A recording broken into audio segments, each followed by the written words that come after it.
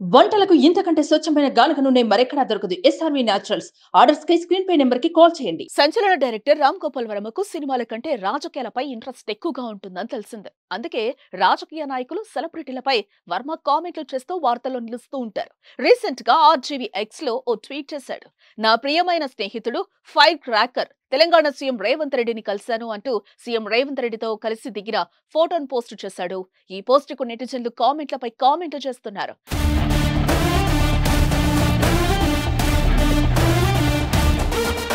Revanth Reddy biopic ఏమైనా తీస్తున్నారా అంటూ కామెంట్లు చేశారు.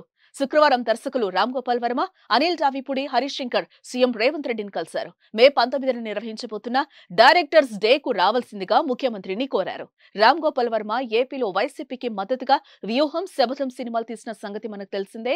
తెలంగాణలో సీఎం రేవంత్ రెడ్డిని కలవడం, నా ప్రియమైన మిత్రుడు అనడం ప్రస్తుతం చర్చనీయాంశంగా మారిందని చెప్పుకోవచ్చు. అయితే ఆర్జీవీకి రేవంత్ రెడ్డికి గతం నుంచే మంచి రిలేషన్షిప్ ఉంది. వర్మ తీసిన సత్య 2 సినిమా ఆడియో ఫంక్షన్ కు రేవంత్ రెడ్డి గెస్ట్ గా వెళ్లారు. అప్పుడు రేవంత్ టీడీపీ ఎమ్మెల్యేగా ఉన్నారు. అప్పుడు వర్మను రేవంత్ పొగడ్తలతో ముంచెత్తారు.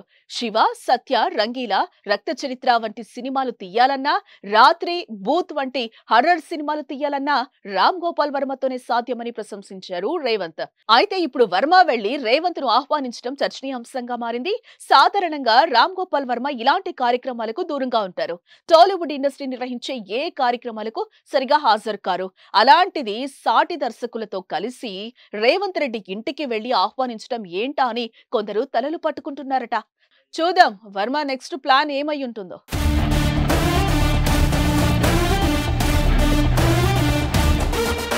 సుమన్ టీవీలో మీ పర్సనల్ అండ్ బిజినెస్ ప్రమోషన్స్ కోసం కింది నెంబర్ కి కాంటాక్ట్ చేయండి.